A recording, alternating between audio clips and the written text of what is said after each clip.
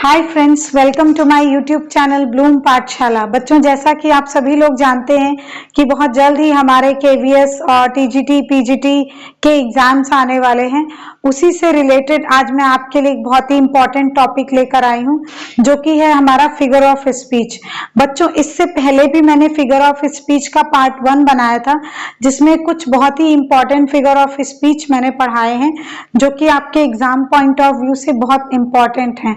तो आज मैं उसी टॉपिक का सेकेंड पार्ट लेकर आई हूं, जिसमें कुछ और फिगर ऑफ स्पीच हैं, जो कि हमारे एग्जाम पॉइंट ऑफ व्यू से बहुत इंपॉर्टेंट होने वाले हैं।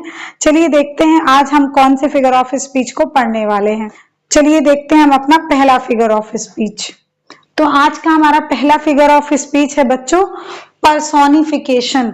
जैसा कि आप सभी लोग जानते होंगे, पर्सोनिफिकेशन जो कि हमारा मानवीकरण अलंकार होता है। इस अलंकार में बच्चों हम लोग जो हमारी नॉन लिविंग थिंग्स होती हैं या नॉन लिविंग ऑब्जेक्ट्स होते हैं, जिनको हम ह्यूमन बीइंग्स की तरह ट्रीट करते हैं, यानी इंसानों की तरह ट्रीट करते हैं। इसमें जो हमारी नॉन लिविंग थिंग्स होती हैं, जिस तरह से ह्यूमन बीइंग्स बात करते हैं, बिहेव करते हैं, उस प्रकार से आपको ये फिगर ऑफ स्पीच में देखने को मिलेगा कि जो हमारी नॉन लिविंग थिंग्स हैं, उनको ह्यूमन की तरह ट्रीट किया गया है। चलिए देखते हैं हम अपना पहला एग्जाम्पल कि हमारा पहला एग्जाम्पल क्या है। तो बच्चों, हमारा पहला एग्जाम्पल है, death lays his icy hands on king. तो यहाँ पर डेथ को क्या कहा जा रहा है? डेथ को बच्चों ह्यूमन की तरह ट्रीट किया जा रहा है। कहा जा रहा है कि जो मृत्यु है यानी जो डेथ है, वो अपने आइसी हैंड्स, जैसा कि आप सभी लोग जानते हैं, डेथ एक जिसे आप मृत्यु कहते हैं, उसके हाथ नहीं होते हैं बच्चों। लेकिन यहाँ पर डेथ को ह्यूमन की तरह ट्रीट किया जा रहा है और कहा जा रहा है कि डेथ के जो आइसी हैंड्स है वो किंग्स को भी नहीं छोड़ते हैं। कहने का मतलब है, इस फिगर ऑफ स्पीच में ये कहा गया है कि जो मृत्यु है, चाहे कोई कितना भी पावरफुल व्यक्ति हो, चाहे वो राजा हो, महाराजा हो, प्राइम मिनिस्टर हो, पीएम हो या कोई साधारण व्यक्ति हो, डेथ सबके लिए एक समान होती है। और डेथ के जो आइसी हैंड्स हैं या जो डेथ के हाथ हैं, मृत्यु के जो हाथ हैं, वो किसी को भी नहीं छोड़ते हैं। तो अब आप ये बात समझ सकते हैं कि जो हमारी डेथ है वो तो एक नॉन लिविंग थिंग है, या वो ह्यूमन की तरह यहाँ पर क्या किया जा रहा है, उसको ह्यूमन की तरह दिखाया जा रहा है कि जो उसके हाथ हैं वो किसी को नहीं छोड़ते हैं। जैसा कि आप सभी जानते हैं, मृत्यु के कोई हाथ पैर नहीं होते हैं। तो आई होप बच्चों आपको ये बात क्लियर हुई होगी इस एग्जाम्पल से कि यहाँ पर डेथ को एक मानव की तरह ट्रीट किया जा रहा है। हमारा अगला एग्जाम्पल है, life sorrows sit and weep. यहाँ पर लाइफ सॉरोज यानी बच्चों जो हमारे जीवन के दुख, तकलीफ, पेन है, उनको किससे कहा, उनको क्या कहा जा रहा है कि दे सिट एंड वीप। अब आप सभी लोग जानते हैं, तो हमारे जीवन में जो दुख और तकलीफ है, वो उनको क्या कहा जा रहा है, ह्यूमन की तरह ट्रीट किया जा रहा है कि वो बैठकर क्या कर रहे हैं, रो रहे हैं। पर ऐसा नहीं होता है बच्चों। यहाँ पर लाइफ के जो सॉरोज हैं, इनको ह्यूमन की तरह ट्रीट किया जा रहा है कि वो बैठे हैं और बैठ के रो रहे हैं। तो ऐसा नहीं हो सकता है बच्चों। ये हमारा एक आइडिया है या आपका एक भाव है, एक अब्स्ट्रैक्ट फीलिंग है। दुख आपका जो है, सॉरो एक अब्स्ट्रैक्ट फीलिंग होता है जिसको आप महसूस कर सकते हैं। लेकिन यहाँ पर क्या कहा जा रहा है, जो हमारे लाइफ के सॉरोज हैं, दुख तकलीफें हैं, वो बैठे हैं और बैठ के रो रहे हैं। तो यहाँ पर भी जो हमारे लाइफ सॉरोज हैं, इनको ह्यूमन की तरह ट्रीट किया गया है। ठीक है बच्चों। अगला देखिए, the sun smile down on her. यहाँ पर जो हमारा सन है वो क्या कर रहा है, स्माइल कर रहा है। ठीक है, the sun smiled on down on her. सूरज बच्चों लिविंग थिंग तो है नहीं, तो सूरज किस तरह से मुस्कुरा सकता है? ठीक है, तो सूरज मुस्कुराता कभी नहीं। लेकिन यहाँ पर सूरज को मानव यानी ह्यूमन की तरह ट्रीट किया गया है। कहा गया है कि जो हमारा सूरज है वो किसी लड़की पे या उस पे मुस्कुरा रहा है। तो सूरज कभी मुस्कुराता नहीं है बच्चों, लेकिन यहाँ पर सूरज को ह्यूमन की तरह ट्रीट किया गया है। इसी वजह से हम इन सभी अलंकार को या फिगर ऑफ स्पीच को पर्सोनिफिकेशन कहते हैं, जिसमें कि किसी भी नॉन लिविंग थिंग को ह्यूमन की तरह या लिविंग थिंग की तरह दिखाया जाता है। ठीक है बच्चों, आई होप आपको ये चीज क्लियर हुई होगी। तो चलिए हम देखते हैं हमारा अगला फिगर ऑफ स्पीच क्या है। हमारा अगला फिगर ऑफ स्पीच है बच्चों सिनेडोकी। सिनेडोकी में क्या होता है बच्चों, हम किसी एक छोटे से पार्ट को लेकर किसी पूरी चीज के बारे में बताते हैं। यानी यहाँ पर क्या होगा, किसी स्मॉल हिस्से को या छोटे पार्ट से हम किसी पूरी चीज के बारे में बताएंगे, या किसी पूरी चीज को लेके किसी छोटे से हिस्से के बारे में या छोटे पार्ट के बारे में बताएंगे। ठीक है बच्चों, समझ में आया आपको? इसमें क्या करेंगे मैं दोबारा बताती हूँ आपको। किसी स्मॉल पार्ट से हम किसी होल चीज या पूरी कंप्लीट चीज के बारे में बताएंगे। चलिए इसको एग्जाम्पल से समझते हैं बेहतर तरीके से। जैसे he has many mouths to feed, यहाँ पर आप समझ सकते हैं he has many mouths to feed.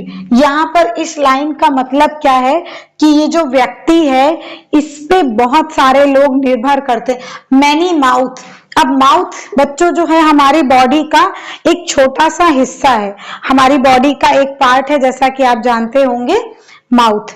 ठीक, तो इस माउथ से हमने क्या किया, किसी एक पूरी चीज के बारे में बताया।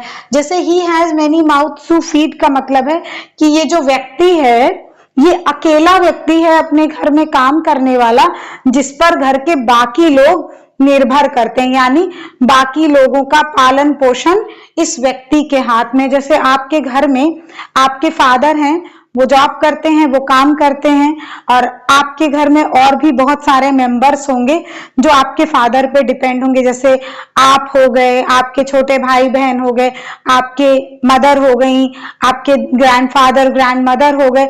ये सब लोग क्या है, ये लोग काम नहीं करते हैं अगर, और आपके फादर इकलौते काम करने वाले व्यक्ति हैं, तो क्या है, आपके फादर पैसा अर्न करते हैं, अर्न करके घर में क्या करते हैं, हर खाने पीने की छोटी छोटी चीजों की व्यवस्था करते हैं। ठीक है, जिससे उनका पेट भर सके, अपने घर का पेट पालना या घर को चलाना। ठीक है, तो इस लाइन का मतलब ये होता है कि he has many mouths to feed का मतलब यहाँ पे माउथ से हमने क्या किया, बहुत सारे लोगों को कंपेयर किया, यानी एक छोटे हिस्से से होल को कंपेयर किया है। ठीक है, होल के बारे में आपको जानकारी दी है। ठीक, अगला एग्जाम्पल देखते हैं बच्चों। Today I got my new wheels, यानी कि today I got my new wheels का मतलब है कि यहाँ पर कार की बात की जा रही है। यानी आज आपको क्या मिला है, आज आपको व्हील नहीं मिला है। Today I got my new wheels का मतलब पहिया नहीं मिला है आपको, आपको एक कार मिली है जो कि व्हील से कंपेयर की जा रही। व्हील से आपको बताया जा रहा है कि आज आपको न्यू व्हील्स मिले हैं, यानी आज आपको नई कार मिली है जो कि कार का एक छोटा सा हिस्सा है या उसका एक पार्ट है। तो ये जो व्हील है ये कार का एक पार्ट है, तो इससे हम किसी होल चीज के बारे में बता रहे हैं। यानी कि इस व्हील से हम एक कार के बारे में बता रहे हैं कि आज मुझे एक नई कार मिली है। आई होप आपको ये वाला फिगर ऑफ स्पीच अच्छे से क्लियर हुआ होगा बच्चों। चलिए देखते हैं हमारा अगला फिगर ऑफ स्पीच क्या है। हमारा अगला फिगर ऑफ स्पीच है बच्चों यूफिज्म। ठीक है, यूफिज्म में क्या होता है बच्चों कि इन यूफिज्म वी रिप्लेस ब्लंट और ऑफेंसिव वर्ड। जैसे यूफिज्म में क्या होगा बच्चों कि जब हम कभी किसी से कोई बात करते हैं तो हम ब्लंट, ऑफेंसिव, इस किस्म के वर्ड्स, ठीक है, जो हार्श वर्ड हैं, इनका इस्तेमाल करना अवॉइड करके सॉफ्ट वर्ड्स का इस्तेमाल करेंगे जो कि सुनने में सॉफ्ट, माइल्ड लगे। ठीक है, इनडायरेक्टली बात करेंगे। जैसे डायरेक्ट हम कभी किसी को गलत बात ना बोले, हार्श तरीके से या रूडली बात ना करें। उन शब्दों को इस्तेमाल करने की अपेक्षा हम सॉफ्ट शब्दों का इस्तेमाल करें, जैसे सामने वाले को सुनने में खराब ना लगे। चलिए एग्जाम्पल के थ्रू इसको समझते हैं। जैसे using passed away instead of dead. अच्छा, यहां पर देखिए बच्चों, यूजिंग पास्ड अवे, जैसे कभी किसी की डेथ हो जाती है, डायरेक्टली हम कह दें कि वो मर गए हैं या उनका डेथ हो गया है, इस टाइप का वर्ड ना इस्तेमाल करके बच्चों हम एक सॉफ्ट सा वर्ड इस्तेमाल कर सकते हैं, पास्ड अवे, है ना। हम कहते हैं ही हैज पास्ड अवे, कि इसका मतलब क्या हुआ कि उनकी डेथ हो गई है। ठीक है बच्चों, बात समझ में आई। तो हम डायरेक्टली डेथ वर्ड का इस्तेमाल ना करके, जो कि सुनने में थोड़ा हार्श लग रहा है, सुनने वाले को थोड़ा खराब लग सकता है, तो इस वजह से हम क्या इस्तेमाल करते हैं, पास्ड अवे शब्द का इस्तेमाल यहाँ पे कर सकते हैं सामने वाले को, जिससे ज्यादा बुरा ना लगे। तो इस फिगर ऑफ स्पीच को हम क्या कहते हैं, यूफिज्म कहते हैं। अगला हमारा एग्जाम्पल है बच्चों, you are telling me a fairy tale. You are telling me a fairy tale. अब यहाँ पे देखिए बच्चों, फेरी टेल जो शब्द इस्तेमाल किया गया है, इसको क्या बोलते हैं, लाई, यानी झूठ बोल रहे हैं। अगर कभी कोई आपसे कुछ कहे कि कोई भी बात आपसे कोई कह रहा है, तो आप कह सकते हैं, अगर आपसे सामने वाला झूठ बोल रहा है तो आप उसको ये बात कह सकते हैं कि you are telling me a fairy tale. Fairy tale means क्या तुम मुझे परियों की कहानी सुना रहे हो। कहानी, जैसे हम कभी कभी कहते हैं कि मुझे कहानी मत सुनाओ, मैं जानता हूं क्या सच है। तो कहने का मतलब कि जो सामने वाला व्यक्ति है वो हमसे झूठ बोल रहा है कि तुम मुझे कहानी मत सुनाओ, जो बात सच है वो बता दो। ऐसा हम कभी कभी इस्तेमाल करते हैं। तो इस बात का यही मतलब है कि तुम मुझे परियों की कहानी मत सुनाओ। इसका मतलब ये है कि जो सामने वाला व्यक्ति है वो आपसे झूठ बोल रहा है और आप उससे ये चीज कह रहे हैं कि मुझसे झूठ मत बोलो, जो बात सच है वो बात आपका हो। तो इस बात को डायरेक्टली हम ये ना कहें कि तुम मुझसे झूठ बोल रहे हो, इस शब्द का इस्तेमाल ना करके, जो कि सुनने में थोड़ा हार्श है, ऑफेंसिव सा लग रहा है, तो हम इस्तेमाल कर सकते हैं please don't tell me a story और you are telling me a fairy tale, तुम मुझे परियों की कहानी सुना रहे हो। इस टाइप के शब्दों का इस्तेमाल हम कर सकते हैं जो कि सुनने में सॉफ्ट लग रहे हैं और हमारी बात भी हो जा रही है और सामने वाले को समझ में भी आ जाएगा कि हम उससे क्या कहना चाह रहे हैं। तो मेरी बात आपको समझ में आई बच्चों कि यूफिज्म का इस्तेमाल हम क्यों करते हैं, कि हम अपने हार्श और ऑफेंसिव शब्दों का इस्तेमाल ना करके सॉफ्ट शब्दों का इस्तेमाल करें और जो बात हम कहना चाहते हैं उस बात को हम कह पाए। ठीक है बच्चों, चलिए हम अपना देखते हैं हमारा अगला फिगर ऑफ स्पीच क्या है। तो हमारा अगला फिगर ऑफ स्पीच है बच्चों ओनोमेटोपिया। ओनोमेटोपिया में क्या होता है बच्चों, एक साउंड के बारे में इसमें बात करी जाती कि जो साउंड है वो किसी भी चीज का लिटरल मीनिंग आपको क्या करेगी, सजेस्ट करेगी। ठीक है, जो लिटरेरी डिवाइस यहाँ पर हम यूज कर रहे हैं ओनोमेटोपिया, ये क्या करेगी, इसमें साउंड जो है, आपकी जो आवाजें होती हैं अलग अलग प्रकार की जो आवाजें हैं, वो यहाँ पर इस डिवाइस का लिटरल मीनिंग आपको बताएंगी। यहाँ पे साउंड की बात होगी। इन जनरल आप ये बात समझ लीजिए, जहां भी ओनोमेटोपिया का यूज होगा वहां पर किसी प्रकार की साउंड का इस्तेमाल होगा। जैसे द लीव्स आर रसलिंग, यानी जो पेड़ों की पत्तियां हैं वो क्या कर रही है, सरसरा रही हैं। यानी यहाँ पर जो रसलिंग शब्द का इस्तेमाल किया है ये क्या है, एक साउंड को बता रहा है जो कि पत्तियों की साउंड होती है। ठीक है, उसी तरह से चलिए अगला एग्जाम्पल देखते हैं हमारा इसमें क्या लिखा हुआ है, बीज हम। यहाँ पर मधुमक्खियों की आवाज को बारे में बताया जा रहा है कि जो मधुमक्खियां हैं उनकी आवाज कैसी हम करती हैं। आपने सुना होगा करके आपको मधुमक्खियों की आवाज सुनाई देती। तो ये हमारा फिगर ऑफ स्पीच जो है साउंड के बारे में आपको बता रहा है, मधुमक्खियों की जो साउंड होती, इसलिए हम इसे ओनोमेटोपिया कहते हैं। नेक्स्ट है हमारा I could hear the leaves rustling and the wind howling। यहाँ पर देखिए I could hear the leaves rustling। leaves क्या कर रही हैं बच्चों, रसलिंग करें, यानी पत्तियों की सरसराहट की आवाज यहाँ पर आपको सुनाई देगी। और अगला क्या है, एंड द विंड हाउलिंग, और जो हमारी विंड है वो क्या कर रही है, हाउलिंग हो रही है। जैसे आपने कभी आंधी चलती है या समर्स में आपने देखा होगा लू चलती है बहुत तेज, तो विंड में से एक आवाज निकलती है, उस साउंड को क्या बोल रहे हैं, यहाँ पर हाउलिंग का इस्तेमाल किया गया। यानी यहाँ पे विंड क्या कर रही है, हाउल कर रही है, ये विंड की साउंड हुई। और हमारी जो लीव्स हैं वो क्या कर रही हैं, रसलिंग कर रही हैं, पत्तियों के सरसराने की आवाज आ रही होगी। तो आई होप आपको ये बात क्लियर हुई होगी कि ओनोमेटोपिया में जो लिटरल मीनिंग है वहां पर आपको साउंड्स देखने को मिलेंगी, अलग अलग टाइप की किसी भी चीज की साउंड आपको वहां मिलेगी, तो आप वहां से इसको पहचान सकते हैं, आवाज, ठीक है, किसी भी प्रकार की आवाज जिसके बारे में आपको बताया गया होगा उस फिगर ऑफ स्पीच में। होप सो बच्चों कि ये आपको क्लियर हुआ होगा। चलिए हम देखते हैं अपना अगला फिगर ऑफ स्पीच क्या है। हमारा अगला फिगर ऑफ स्पीच है बच्चों आयरनी, जिसको हम व्यंग भी कहते हैं, ठीक है। जैसे कभी कभी हम लोग किसी पे व्यंग बोलते हैं कि ये देखिए ये लो आ गए हमारी क्लास के सबसे इंटेलिजेंट बच्चे, तो कहने का क्या तात्पर्य है, यहाँ पर जो हमारा आयरनी वर्ड है, अगला फिगर ऑफ स्पीच ये हमारा जो है आयरनी, जिसको हम व्यंग भी कहते हैं। तो इसमें क्या होता है बच्चों कि जो बात हम कहते हैं उसका जो लिटरल मीनिंग है वो डिफरेंट है।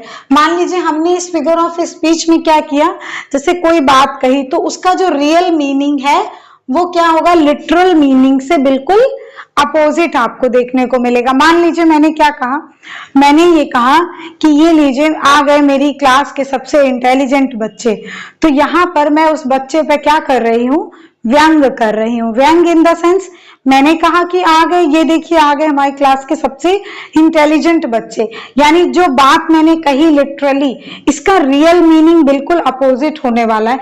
इसका रियल मीनिंग बच्चों ये होगा कि जो ये हमने व्यंग कहा है इसका मीनिंग ये होगा कि ये जो बच्चा है ये हमारी क्लास का सबसे खराब बच्चा है, यानी यहाँ पर हमने उस बच्चे पे व्यंग किया है। जैसे आप लोग कभी कभी करते हैं, अरे ये देखिए आ गए हमारी क्लास के आइंस्टाइन, तो इसका क्या मतलब है, ऐसा नहीं है कि वो बच्चा आइंस्टाइन है, आप उस पर व्यंग कर रहे, वो बच्चा जस्ट उसके अपोजिट है।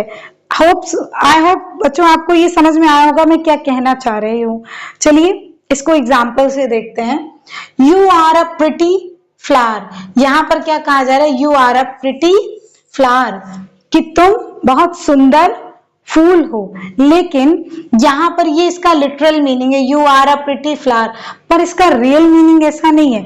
यहाँ पर प्रिटी को आप जैसे इसका उल्टा मान लीजिए कि अगली, आप समझ लीजिए कि ये जो कोई भी है यू आर ये यू है, जो भी व्यक्ति है ये प्रिटी नहीं है, इसका जस्ट उल्टा है, अगली है, बदसूरत है, ठीक है, बात समझ पा रहे होंगे आप।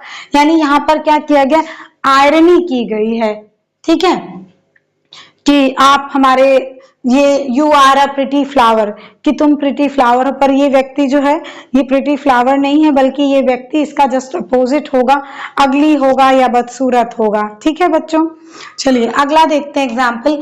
आई must be taught my duty and by you, यहाँ पर क्या कहा जा रहा है, I must taught my duty and by you, यहाँ पर भी व्यंग किया जा रहा है या आयरनी की जा रही, कहा जा रहा है कि मुझे अपनी ड्यूटी के बारे में तुमसे सीखना पड़ेगा। समझ रहे हैं ना मेरी बात, कि मुझे अपनी ड्यूटी के बारे में सीखना पड़ेगा, वो भी तुमसे। जैसे कभी कभी हम कहते हैं ना, तुम मुझे ज्ञान दे रहे हो, तुम मुझे क्या ज्ञान दोगे, यानी कहने का क्या मतलब है, अब मुझे ज्ञान लेना पड़ेगा वो भी तुमसे, यानी कि अब तुम मुझे बताओगे कि मेरी ड्यूटी क्या है। कहने का मतलब यहाँ पर ये है कि इस व्यक्ति पर व्यंग किया जा रहा है, कहा जा रहा है कि अब मुझे अपनी ड्यूटी तुमसे सीखनी पड़ेगी। इसका मतलब ऐसे व्यक्ति से अपनी ड्यूटी सीखनी पड़ेगी, इस व्यक्ति को, जो व्यक्ति अपनी ड्यूटी खुद ही नहीं करता है। तो बात समझ रहे हैं ना आप मेरी, कि यहाँ पर क्या कहा जा रहा है, ये व्यक्ति कह रहा है कि मुझे अब अपनी ड्यूटी तुमसे सीखनी पड़ेगी, और किससे सीखनी पड़ेगी, वो भी ऐसे व्यक्ति से जो खुद अपना काम समय पे ना करता हो, ठीक है। तो बात आपको आई होप समझ में आई होगी। तो इस चीज को क्या कहते हैं हम, आयरनी। तो आयरनी में क्या होगा, जो हमारा लिटरल मीनिंग होगा वो रियल मीनिंग से बिल्कुल अपोजिट होगा। यानी जैसे हम कहें कि कोई व्यक्ति सुंदर है, तो आप समझ लीजिए कि मैं उस पर व्यंग कर रही हूं, वो व्यक्ति सुंदर नहीं है बल्कि बदसूरत है। चलिए अगला फिगर ऑफ स्पीच देखते हैं। मुझे उम्मीद है कि आपको ये क्लियर हो गया होगा। तो हमारा अगला फिगर ऑफ स्पीच है बच्चों अपोस्ट्रोफी।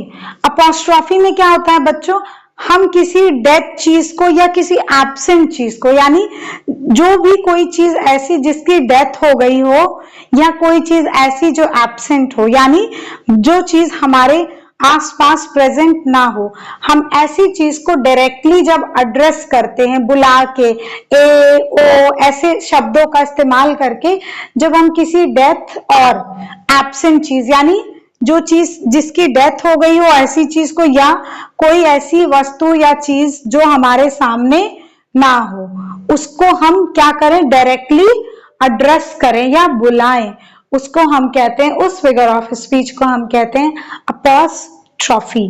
चलिए एग्जाम्पल से देखते हैं इसको। वर्ड ओ लाइफ ओ टाइम। अब यहां पर देखिए क्या कहा जा रहा है, वर्ड ओ लाइफ, लाइफ को बुलाया जा रहा है, टाइम को बुलाया जा रहा है, एड्रेस किया जा रहा है, जो कि हमारे आसपास नहीं है, उस चीज को एड्रेस किया जा रहा है, इसी को हम कहते हैं अपॉस्ट्रॉफी। यहाँ पर क्या है, माइटी सीजर दोस्त दाउ लाई सो लो। इस लाइन का क्या मतलब है बच्चों, इस लाइन का मतलब है, इस लाइन को, ये हमारे जूलियस सीजर की बहुत ही फेमस लाइन है जिनको मार्क एंटनी ने यूज किया था after the assassination of Julius Caesar, यानी जूलियस सीजर की डेथ के बाद मार्क एंटनी ने अपनी स्पीच में जूलियस सीजर के लिए कहा था कि माइटी सीजर दोस्त दाव लाए सो लो, यानी कि माइटी सीजर, ओ महान सीजर, तुम इतने नीचे गिर गए या तुम्हारा स्तर इतना नीचे गिर गया। तो इस स्पीच को मार्क एंटनी ने सीजर के लिए कहा था, जो कि हमारे जूलियस सीजर थे, उनके लिए कहा गया था जिनकी डेथ हो गई थी। ठीक है, आप समझ पा रहे हैं ना कि यहाँ पर किसी डेथ व्यक्ति को डायरेक्टली एड्रेस किया जा रहा है, जो कि हमारे जूलियस सीजर हैं यहाँ पे। आई होप ये चीज आपको क्लियर हुई होगी। अगला हमारा एग्जाम्पल है, frailty thy name is woman. Frailty thy name is woman, ये लाइन हमारे हैमलेट से ली गई है, जो शेक्सपियर का बहुत ही फेमस ड्रामा है, जिसमें जो प्रिंस हैमलेट हैं उन्होंने अपनी मदर को ये लाइन कही है, frailty thy name is women. इसमें वो अपनी मदर को एड्रेस करते हैं, ठीक है, जिनकी डेथ हो चुकी है। इनकी मदर का नाम होता है गर्ट्रूड, जिनको वो ये लाइनें एड्रेस करते हैं। ठीक है बच्चों, आई होप आपको अपॉस्ट्रॉफी क्लियर हुआ होगा कि इसमें किसी डेथ या एब्सेंट चीज को डायरेक्टली एड्रेस किया जाता है। ठीक है, आई होप आपको ये क्लियर हो गया होगा बच्चों। चलिए हम अपना अगला फिगर ऑफ स्पीच देखते हैं क्या है। अगला फिगर ऑफ स्पीच है बच्चों एंटीथीसिस। एंटीथीसिस में क्या होता है बच्चों, एक ही सेंटेंस में आपके पास अपोजिंग या कंट्रास्टिंग आइडियाज आपको देखने को मिलेंगे। एक ही सेंटेंस में दो अपोजिंग या कंट्रास्टिंग या दो अपोजिट आइडियाज आपको एक सेंटेंस में देखने को मिलेंगे। अब चलिए इसको एग्जाम्पल से समझते हैं बेहतर तरीके से। कैसे, जैसे to err is human, to forgive is divine, यानी कि ह्यूमन जो है उसका काम है एरर करना, और फॉरगिव यानी माफ करना किसका काम है, ईश्वर का काम होता है माफ करना। तो यहाँ देखिए एक हमारा अपोजिट वर्ड अर मतलब एरर, एरर मीन्स गलती, तो ये एक हमारा अपोजिट वर्ड हुआ। और दूसरा वर्ड इसकी जगह पे क्या किया गया, ये एरर है और ये क्या है, फॉरगिव, यानी ये गलती है और ये क्षमा है। तो ये दोनों वर्ड आपस में अपोजिट हैं, तो ये दोनों अपोजिट आइडियाज हैं, जो कि टू err इज ह्यूमन ये एक आइडिया है, टू फॉरगिव इज डिवाइन ये एक आइडिया है, पर इन दोनों आइडियाज को हम लोगों ने एक ही सेंटेंस में इस्तेमाल किया है, तो इसको हम कहते हैं एंटीथीसिस। ठीक, अगला एग्जाम्पल हमारा है, not that I love Caesar less but that I loved Rome more. अब यहां पर क्या कहा जा रहा है, नॉट दैट, ये भी हमारा शेक्सपियर का जूलियस सीजर का लाइन है, और इसमें क्या कहा जा रहा है, not that I love Caesar less, यानी यहां पर कहा जा रहा है कि मैं सीजर को कम प्यार नहीं करता हूं, बट मैं रोम को क्या करता हूं, उससे ज्यादा प्यार करता हूं। तो आप यहाँ पर ये वर्ड देखिए, यहाँ मोर का इस्तेमाल हुआ है और यहाँ पर लेस का इस्तेमाल हुआ है, तो यहाँ पर भी दो कंट्रास्ट आइडियाज को इस्तेमाल किया गया है, जहां पे एक वर्ड लेस है और दूसरा अपोजिट वर्ड हमारा क्या है, उसका लेस का अपोजिट वर्ड हमारा मोर यूज किया गया है। तो ये हमारे होते हैं एंटीथीसिस के एग्जाम्पल। अच्छा बच्चों, एक चीज और मैं एक बार दोबारा क्लियर कर दूं आपको, एंटीथीसिस में भी अपोजिट और कंट्रास्टिंग वर्ड्स या आइडियाज आपको देखने को मिलेंगे, और ऑक्सीमोरॉन में भी आपको अपोजिट या कंट्रास्टिंग वर्ड्स आपको देखने को मिलेंगे। बस दोनों में डिफरेंस ये है बच्चों कि ऑक्सीमोरॉन में आपको शब्द, जैसे ये वर्ड आपको मैंने पहले भी एग्जाम्पल में बताया था, हैविंग नथिंग। तो एंटीथीसिस और ऑक्सीमोरॉन की पहचान बस बच्चों ये है, यहाँ पर जो दोनों अपोजिट वर्ड हैं हमारे वो अगल बगल में है। देखिए यहाँ पर हमारा एक वर्ड है और दूसरा उसी के तुरंत बगल में है, ठीक है, बगल बगल में साइड में प्लेस किए हुए हैं। लेकिन एंटीथीसिस में क्या होगा बच्चों कि यहाँ पर इस पार्ट में आपको देखने को मिल रहा है अपोजिट वर्ड, यहाँ पर हमारा अगले पार्ट में अपोजिट वर्ड यहाँ आपको देखने को मिल रहा है। ये अगल बगल में नहीं है। यहाँ पर भी ऐसे आप देख सकते हैं कि यहाँ पर आपको लेस देखने को मिल रहा है और यहाँ पर आपका मोर है, यहाँ पर भी ये दोनों अगल बगल नहीं है। तो आपको ये क्लियर हुआ दोनों में डिफरेंस क्या है, यहाँ पर ये दोनों अगल बगल मिलेंगे और यहाँ पर ये दोनों अगल बगल नहीं मिलेंगे। ठीक है बच्चों, तो ये वाला आपको क्लियर हो गया होगा फिगर ऑफ स्पीच। चलिए देखते हैं हमारा अगला फिगर ऑफ स्पीच क्या है। तो हमारा अगला फिगर ऑफ स्पीच है बच्चों मेटोनिमी। मेटोनिमी में क्या होता है बच्चों, जैसे हम किसी चीज को डायरेक्टली ना लेके उससे क्लोजली रिलेटेड चीजों को क्या करते हैं, सब्स्टिट्यूट कर देते हैं। जैसा कहने का मतलब ये है कि जैसे हम एग्जाम्पल लें, the white house has passed the statement. तो यहाँ कहने का मतलब है जो व्हाइट हाउस है, तो व्हाइट हाउस तो एक नॉन लिविंग एंटिटी है, तो व्हाइट हाउस कोई स्टेटमेंट पास नहीं कर सकती। लेकिन व्हाइट हाउस में कौन रहता है, हम सभी लोग जानते हैं, जैसा कि अमेरिका के जो प्रेसिडेंट होते हैं वो व्हाइट हाउस में रहते हैं। तो यानी वो जो स्टेटमेंट पास की गई है, जो व्हाइट हाउस में रहने वाले हमारे प्रेसिडेंट हैं, वो उन्होंने उस स्टेटमेंट को पास किया, ना कि व्हाइट हाउस ने पास किया। लेकिन हमने क्या किया, प्रेसिडेंट वर्ड को रिप्लेस करके हमने क्या यूज कर लिया, व्हाइट हाउस को यूज कर लिया।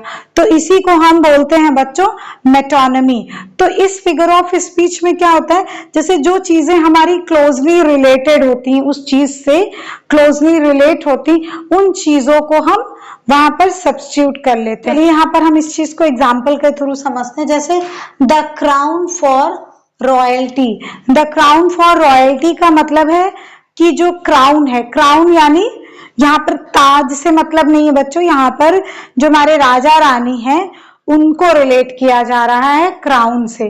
ठीक है, यानी जो हमारे किंग और क्वीन है उनको किससे, उनके क्लोजली रिलेटेड, उनसे क्लोजली रिलेटेड क्या हो रहा है, यहाँ पे क्राउन हो रहा है उनको, तो उनको क्राउन से रिलेट कर दिया गया है। तो यहाँ क्राउन का मतलब है जो हमारे किंग और क्वीन है।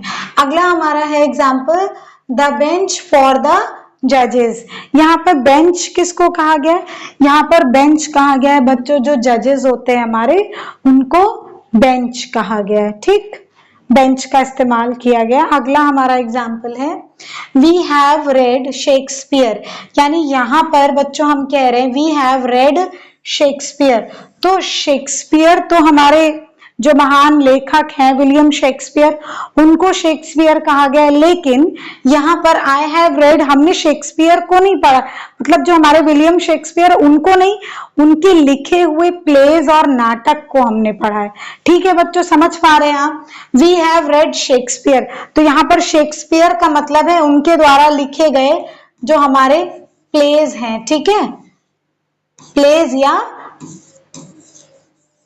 ड्रामाज हैं, ठीक है, उनके बारे में हम बात कर रहे हैं। आई होप आपको ये चीज क्लियर हुई होगी। वी हैव रेड शेक्सपियर का मतलब हमने शेक्सपियर के द्वारा लिखी गए नाटक और प्लेस को यानी ड्रामास को पढ़ा है। ठीक है, अगला हमारा एग्जाम्पल है द व्हाइट हाउस सेड। यानी द व्हाइट हाउस सेड, तो यहाँ हमारा जो व्हाइट हाउस है बच्चों, ये एक नॉन लिविंग एंटिटी है। तो आप समझ सकते हैं व्हाइट हाउस तो कुछ नहीं कह सकता है, लेकिन हम यहाँ पर किसको रिलेट कर रहे हैं, यहाँ पर व्हाइट हाउस में रहने वाले जो हमारे प्रेसिडेंट होते हैं, जो कि आप सभी जानते होंगे जो हमारे अमेरिका के प्रेसिडेंट होते हैं वो व्हाइट हाउस में रहते हैं। तो यहाँ पर व्हाइट हाउस कुछ नहीं कह रहा है बच्चों, क्योंकि व्हाइट हाउस एक नॉन लिविंग एंटिटी है, वो कुछ नहीं कह सकता। लेकिन व्हाइट हाउस में जो रहने वाले हमारे प्रेसिडेंट हैं उन्होंने ये बात कही है। तो आई होप आपको ये बात समझ में आई होगी कि उनके द्वारा ये बात कही गई है। ठीक है, तो आई होप बच्चों आपको ये क्लियर हो गया हो कि द व्हाइट हाउस का क्या मतलब है। द व्हाइट हाउस का यही मतलब है कि जो वहां पर प्रेसिडेंट रहते हैं उनके द्वारा कही गई हुई बात, या व्हाइट हाउस में रहने वाले जो प्रेसिडेंट हैं उन्होंने कहा। ठीक, यहाँ व्हाइट हाउस ने कुछ भी नहीं कहा है, तो इसी फिगर ऑफ स्पीच को हम कहते हैं मेटोनिमी। तो आई होप बच्चों आज की क्लास आपके लिए काफी हेल्पफुल हुई होगी, जो कि आपके एग्जाम पॉइंट ऑफ व्यू से बहुत ही इंपॉर्टेंट है।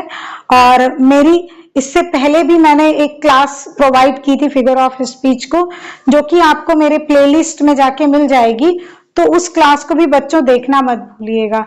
और अगर आज की क्लास आपको अच्छी लगी हो तो वीडियो को लाइक कीजिएगा, चैनल को सब्सक्राइब कीजिएगा और बेल आइकन को प्रेस करना मत भूलिएगा, जिससे आपको हमारी वीडियोस की लेटेस्ट अपडेट्स मिलती रहें। Thank you and have a nice day.